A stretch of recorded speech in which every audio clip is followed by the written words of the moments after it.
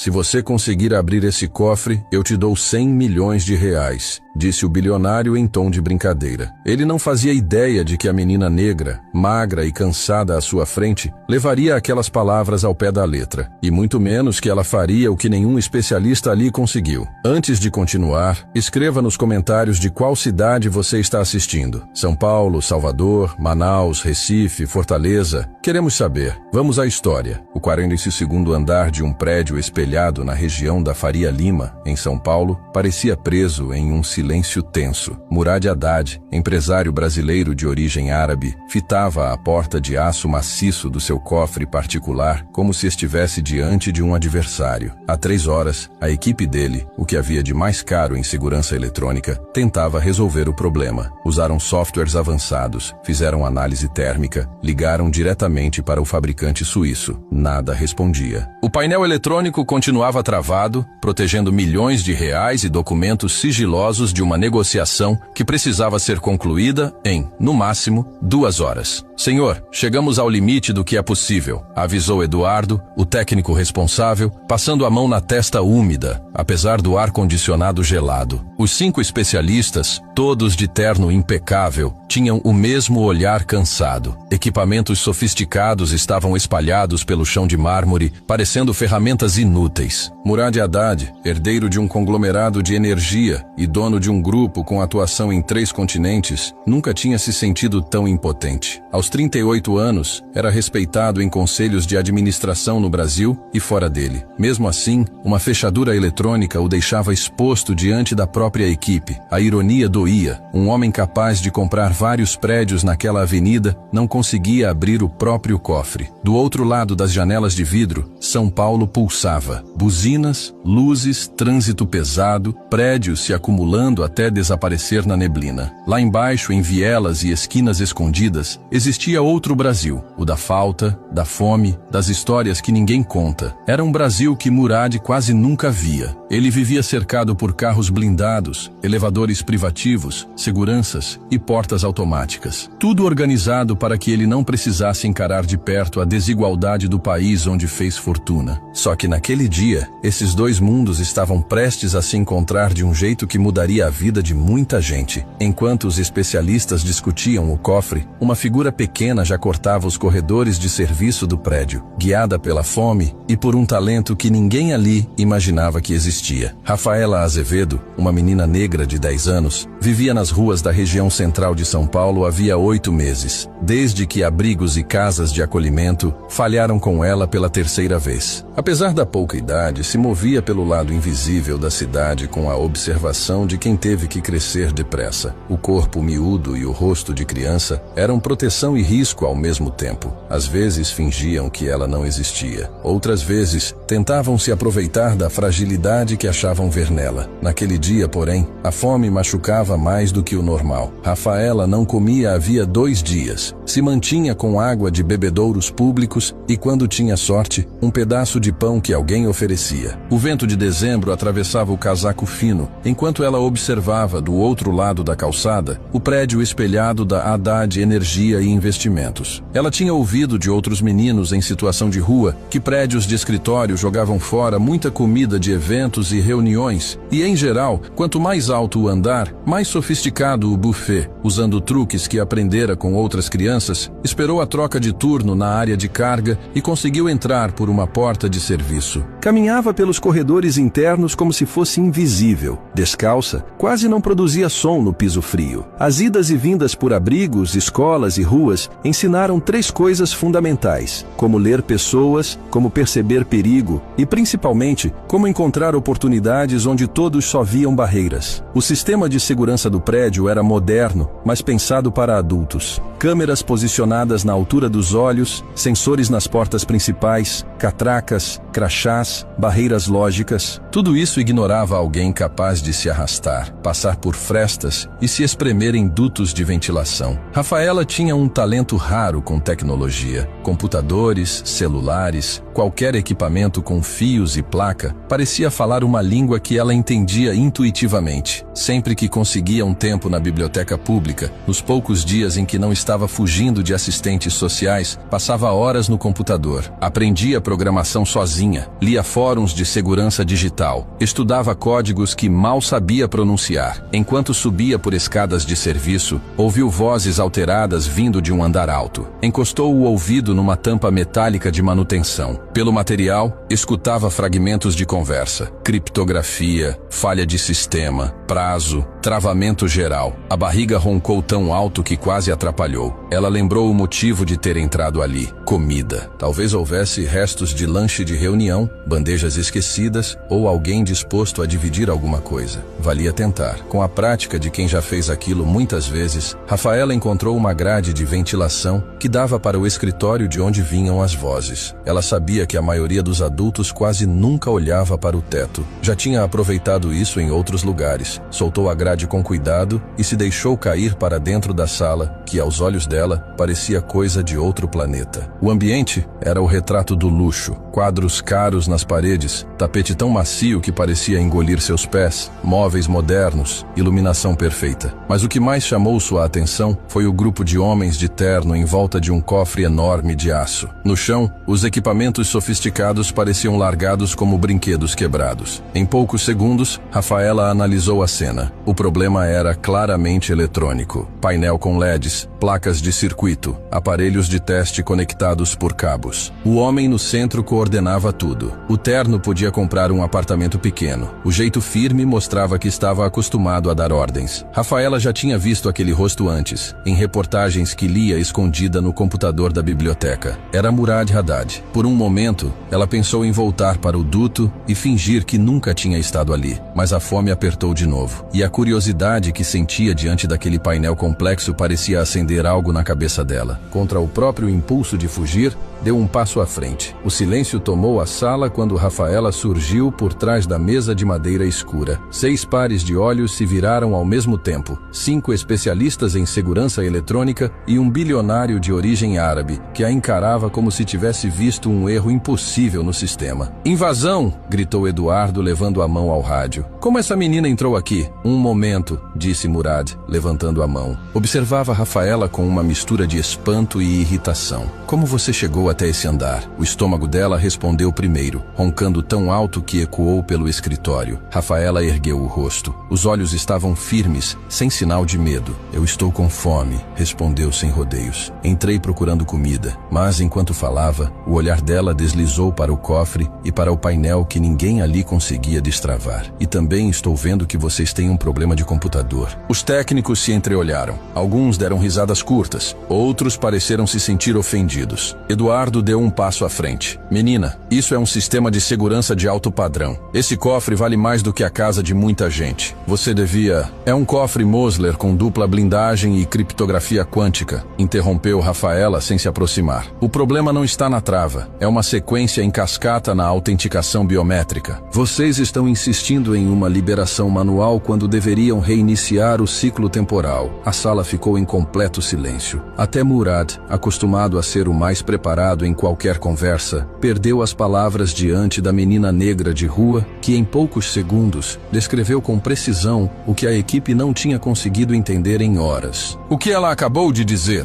murmurou o Dr. Hidel, especialista em segurança cibernética chamado de outro estado só para aquele trabalho, "é uma leitura muito correta. Mas como você conhece protocolos de criptografia quântica?" Rafaela deu de ombros, sem afastar os olhos do painel. "Eu leio. Computador da biblioteca é de graça. Nos fóruns as pessoas explicam esse tipo de coisa. É só prestar atenção." A fome voltou a apertar. "Se vocês me derem alguma coisa para comer, eu abro esse cofre." A frase ficou suspensa no ar. Eduardo riu primeiro, sem acreditar. "Doutor, com todo respeito, precisamos chamar o conselho tutelar e... me deem comida e eu abro o cofre", repetiu Rafaela mais firme. Murad soltou uma gargalhada. A situação parecia tão absurda que era quase cômica. Uma menina descalça, com o cabelo preso às pressas, dizendo que podia fazer fazer o que 5 profissionais, cercados de recursos, não conseguiram. A equipe dele riu junto. O som das risadas se espalhou pelas paredes, pelos quadros, pelo mármore do chão. Rafaela permaneceu parada. Ela já conhecia aquele tipo de riso. Pais adotivos que não acreditavam nela. Professores que duvidavam que uma criança de abrigo conseguisse entender contas avançadas. Funcionários públicos que só viam mais um caso difícil, nunca alguém com potencial. Quando o riso foi diminuindo, Murad enxugou uma lágrima no canto do olho. Muito bem, pequena gênio, disse, ainda com um sorriso. Se você abrir esse cofre, se fizer o que esses 5 homens não conseguiram, eu te dou 100 milhões de reais. A cifra pareceu deixar o ar mais pesado. Combinado, respondeu Rafaela, séria, já se aproximando do painel do cofre. A atmosfera mudou. O humor deu lugar a uma expectativa tensa. Eduardo tentou impedir. Senhor, não é adequado uma criança mexer num sistema desse valor. Se ela causar algum dano, deixe, interrompeu Murad, recostando-se na poltrona. Qual é o pior cenário? Ela estragar alguma coisa que já está inutilizável? Rafaela ignorou o debate entre os adultos. De perto, enxergava detalhes que os técnicos não perceberam. Variações mínimas nos códigos de erro, LEDs piscando em uma sequência que parecia aleatória, o ruído leve de partes internas tentando se proteger. Para os homens de terno, o cofre era um bloqueio impenetrável. Para ela, era um sistema lógico pedindo para ser compreendido. O problema não é a criptografia, murmurou. Isso está fazendo vocês olharem para o lugar errado. O Dr. Idel se inclinou. Explique melhor. Esses códigos se repetem a cada 47 segundos, apontou. Isso não é falha na criptografia. É estouro de memória no módulo de autenticação. Alguém mudou o tipo de acesso não faz muito tempo, não mudou? Ela virou o rosto para Murad. Vocês atualizaram o sistema, incluíram outro tipo de leitura biométrica. Talvez retina, talvez outra camada. Murad arregalou os olhos. 3 dias antes, uma equipe havia instalado novos leitores. Como você poderia saber disso? Perguntou em voz baixa. O sistema novo está tentando falar com o antigo, mas em ritmos diferentes, continuou Rafaela. Toda vez que vocês tentam entrar, a parte nova envia pedidos de verificação mais rápido do que a antiga consegue responder. A antiga entende como ataque e bloqueia tudo. Então basta sincronizar os 2 sistemas? Arriscou Eduardo. Na teoria, sim, respondeu ela.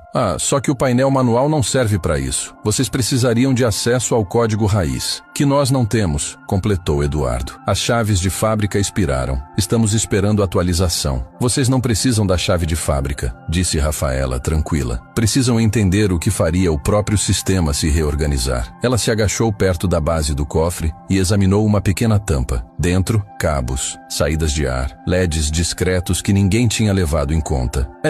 Todo o sistema tem um modo de emergência, pensou em voz alta. Algo que faz a máquina priorizar continuar funcionando em vez de ficar fechada a qualquer custo quando acha que está em risco. Murad começou a acompanhar a lógica. E você acha que consegue ativar isso? Talvez, respondeu. Mas preciso saber uma coisa. O que tem aí dentro que é tão urgente? Rafaela olhou rapidamente para o relógio na parede. Faltam 2 horas e pouquinho. Isso é só orgulho? Ou tem gente que depende dessa porta abrir? Murad engoliu em seco. Documentos jurídicos, respondeu. Contratos de uma operação que precisa ser assinada hoje. Se não acontecer, minha empresa perde uma aquisição de 3 bilhões de reais. Ela assentiu devagar. Então não é só para provar que você manda em tudo. Tem salário, investimento, estabilidade envolvida. Respirou fundo. Eu vou tentar. Mas preciso que todos se afastem e não interfiram. Se o sistema detectar comandos demais ao mesmo tempo, vai bloquear de novo. Os homens hesitaram. Se você danificar alguma coisa, começou Eduardo. Vocês vão continuar no mesmo lugar, retrucou Rafaela, com o cofre fechado e o tempo acabando. A diferença é que vão ter alguém para culpar que não tem como pagar pelo prejuízo. Murad levantou a mão. Deixem ela trabalhar. Rafaela se aproximou do painel como quem observa um jogo complexo. Antes de tocar em qualquer botão, analisou tudo. Posição dos indicadores, repetição dos erros, quais campos estavam acessíveis, quais não respondiam. Esses modos de emergência não aparecem em manual, comentou. Os fabricantes colocam por segurança, mas não divulgam. Se divulgassem, qualquer pessoa poderia usar como brecha. E como você chegou a essa conclusão? Quis saber. o Dr. Hidell. Quando você vive na rua, aprende a encontrar o que os outros escondem, respondeu. Comida atrás de restaurante, tomada em lugar escondido, cantinho onde dá para dormir sem ser expulsa. Sistema eletrônico é só outro tipo de esconderijo. Em vez de mexer diretamente no painel principal, Rafaela começou pelos sensores. Temperatura, umidade, bateria reserva, ventoinhas internas. Ela fez pequenas mudanças, alterando leituras internas. O cofre passou a acreditar que algumas partes estavam superaquecendo, que a umidade não era estável, que havia risco real de dano interno. Você está fazendo o cofre achar que está em perigo, percebeu Murad. Isso não deixaria a segurança ainda mais rígida? Só se ele pensar que o perigo vem de fora, explicou Rafaela. Se parecer que o problema é dentro, ele passa a querer se salvar, não só se proteger. Algumas luzes começaram a piscar. Apareceram mensagens diferentes, não só aquelas de autenticação falha, mas avisos sobre integridade do sistema. Isso é genial ou uma loucura, murmurou Eduardo. Um pouco dos dois, respondeu o Dr. Hidell. Rafaela foi ajustando parâmetros. O sistema agora vivia uma espécie de caos interno controlado. A temperatura indicada subia, a umidade variava, o consumo de energia parecia oscilar perto do limite. Agora vem a parte difícil, avisou. Preciso fazer o cofre entender que a única forma de preservar o que está guardado é liberar o acesso manual antes de entrar em colapso. Ela digitou não no campo principal, mas na área de controle ambiental. A ideia era fazer o sistema associar o travamento absoluto ao risco de perda total. O comportamento mudou. Os erros pararam de se repetir do mesmo jeito. Novos alertas apareceram. O sistema parecia tentando tomar uma decisão. Só que o cofre tinha mais camadas do que ela imaginava. Enquanto alguns protocolos abriam brecha, outros surgiam para reforçar o fechamento. Ele está brigando consigo mesmo, explicou. Os modos de emergência entraram em conflito com os de segurança máxima. Ainda dá para abrir? Perguntou Murad. Restavam 53 minutos. Eu não sei, admitiu Rafaela. Nunca mexi em nada tão grande, mas também nunca tive 100 milhões e tanta gente envolvida num resultado. Murad observava a menina com um respeito que só aumentava. Onde você aprendeu a raciocinar assim? Em abrigo, em casa de passagem, na rua? Respondeu. Quando ninguém realmente te escolhe, você precisa entender rápido o que as pessoas querem, o que tem que mudar para não acabar sempre no mesmo lugar. As palavras dela ficaram presas no ar. De repente, o painel começou a acelerar, exibindo códigos numa velocidade difícil de acompanhar. O sistema havia chegado ao limite. É agora, disse Rafaela, posicionando os dedos para o comando final. Em alguns segundos, o cofre vai ter que escolher, ficar travado e correr o risco de perder tudo o que guarda, ou liberar o acesso por um período de emergência. Ela olhou para Murad. Se isso funcionar, não foi sorte, avisou. Foi cada noite mal dormida, cada hora escondida na biblioteca, cada dia em que eu precisei provar que valia a pena estar aqui. Murad concordou com a cabeça. Ela digitou a sequência final. O painel apagou. Todas as luzes e avisos pararam ao mesmo tempo. Por alguns segundos, o cofre parecia um bloco sem vida. Então, um clique suave quebrou o silêncio. A trava principal cedeu. A porta pesada se abriu alguns milímetros. Ninguém reagiu de imediato. Eu não acredito, murmurou Eduardo. Ela conseguiu. Uma menina de 10 anos fez o que 5 especialistas não fizeram em 3 horas. O Dr. Hidell empurrou a porta com cuidado. Lá dentro, tudo estava em ordem. Documentos, pastas, caixas. Nada havia sido danificado. Murad se levantou. Não é 100 milhões, disse, lembrando da própria promessa. Eu falei que te daria 100 milhões de reais. Rafaela se virou, surpresa. Eu achei que o senhor estivesse só fazendo graça. Eu estava, respondeu ele sério agora, mas não estou mais. O silêncio tomou a sala outra vez. Rafaela não comemorou, não deu salto de alegria, apenas perguntou, por quê?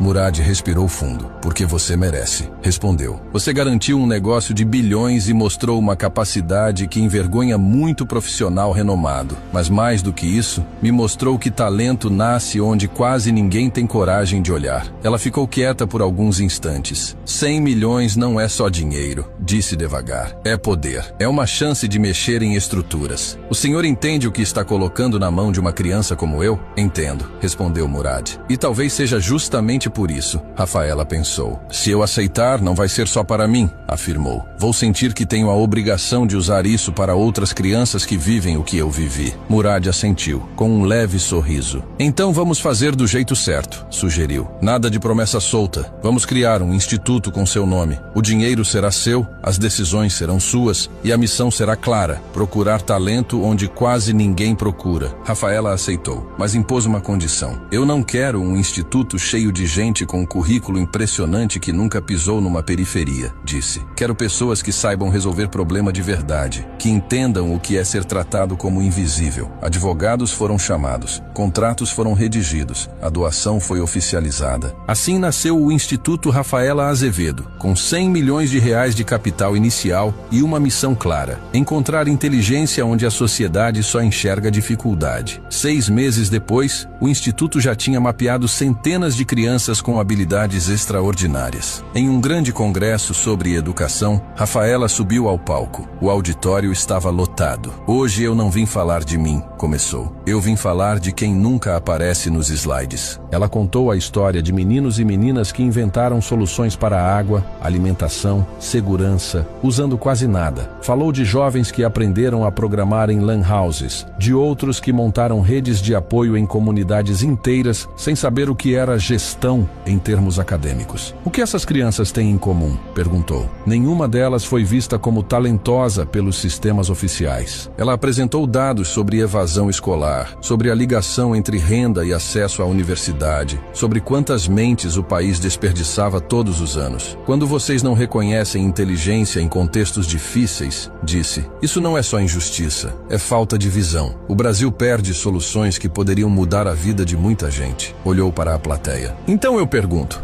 vocês estão dispostos a mudar o jeito como procuram talento? Estão preparados para entrar em abrigos, periferias, unidades socioeducativas, não apenas para controlar problema, mas para procurar genialidade? O público se levantou. Aplausos demorados ecoaram pelo salão. 2 anos depois, o Instituto Rafaela Azevedo já atuava em várias cidades. Tinha ajudado jovens a registrar patentes, abrir pequenos negócios, desenvolver projetos aplicados em bairros vulneráveis. Num centro comunitário, diante de dezenas de adolescentes, Rafaela disse: há pouco tempo, muitos de vocês eram tratados como se não tivessem futuro. Hoje, vocês mostram que inteligência não depende de CEP. Ela aparece onde alguém decide acreditar. Ao lado dela, Murad perguntou em voz baixa: valeu a pena? Ela sorriu de leve. Vale. E isso ainda é só o começo. Rafaela Azevedo transformou realidades porque, um dia, alguém escolheu enxergar talento onde a maioria só via pobreza. Na sua cidade, agora mesmo, existe outra criança assim. Um menino ou uma menina que resolveu problemas que adulto nenhum conseguiu, mas que continua invisível para a escola, para as autoridades, para quem tem poder de decisão. A questão não é se essa criança existe. A questão é, você vai escolher enxergá-la? Compartilhe histórias como a da Rafaela. Observe com mais cuidado as crianças que o sistema chama de difíceis. Exija de quem governa que pare de medir apenas notas e comece a levar a sério criatividade, resistência e capacidade de resolver problemas concretos. Pense, na próxima vez que cruzar com uma criança em situação difícil no ônibus, na rua, na porta de uma escola, em vez de virar o rosto, pergunte a si mesmo: o que ela já aprendeu sobre o mundo que nenhum livro me ensinou? Talvez ali esteja alguém capaz de criar tecnologias, projetos sociais ou soluções que nem imaginamos. Você não precisa ter R$100 milhões para fazer diferença. Às vezes, tudo começa com uma pergunta sincera na hora certa, com um computador emprestado, com um convite para participar de um projeto, com a chance de apresentar uma ideia. Foi assim com Rafaela. Uma entrada por acaso num prédio de luxo, um cofre travado, uma promessa feita em tom de brincadeira. E a partir dali, uma escolha: tratar aquele talento como curiosidade passageira ou como algo que merecia investimento real. Murad decidiu acreditar, e por causa disso, escolas revisaram processos, universidades criaram programas novos, empresas passaram a buscar estagiários em lugares onde nunca tinham ido. Abrigos começaram a registrar as habilidades das crianças, não só ocorrências. Comunidades deixaram de ser vistas apenas como espaços de falta e passaram a ser reconhecidas como espaços de inteligência. Nada disso apaga o que Rafaela viveu, mas muda a pergunta principal. Em vez de por que essa criança chegou à rua, a sociedade começa a perguntar: quantas soluções estamos perdendo quando deixamos uma mente dessas dormir numa calçada? Hoje, em algum lugar, uma menina desmonta um aparelho velho para entender como ele funciona. Um menino organiza os amigos para dividir comida de forma justa. Outra criança ajuda vizinhos idosos a mexer no celular e resolver burocracias. Tudo isso também é inteligência. Talvez ninguém esteja percebendo ainda. Mas você pode ser a pessoa que enxerga, a pessoa que oferece um livro, uma escuta, uma oportunidade, a pessoa que pergunta: o que você sabe fazer? Me mostra. Porque no fim, o cofre mais difícil de abrir nunca foi o de aço. Sempre foi o da nossa visão limitada sobre quem merece ser visto como inteligente. Rafaela abriu os dois. Se esta história mexeu com você, não deixe que ela termine aqui. Conte sobre a Rafaela para alguém hoje. Para um professor, para uma pessoa que trabalha com projetos sociais, para alguém que acha que uns nascem inteligentes e outros não. Talvez ouvindo, essa pessoa passe a olhar de outro jeito para a sala de aula, para o abrigo da esquina, para a própria família. E se você estiver vendo essa história em um vídeo, lembre-se, escreva nos comentários de qual cidade você está assistindo. Conte se já conheceu alguma Rafaela na sua vida. Compartilhe essa história com quem trabalha com educação, com crianças, com juventude. Histórias assim não existem só para emocionar. Elas existem para lembrar que, cada vez que rimos, duvidamos ou ignoramos alguém por causa da cor da pele, da roupa, do endereço ou da condição social, podemos estar diante de uma mente capaz de mudar o mundo. Foi exatamente isso que aconteceu naquele 42º andar em São Paulo. Um bilionário brasileiro de origem árabe, um cofre travado, 5 especialistas frustrados e uma menina negra descalça que só queria comer. No fim, o cofre abriu. Mas o que foi realmente destrancado naquele dia não foi só a porta de aço. Foi a forma como aquelas pessoas, e pouco a pouco, o país inteiro, passaram a entender o que significa ser inteligente. E a partir daqui, a próxima decisão é sua.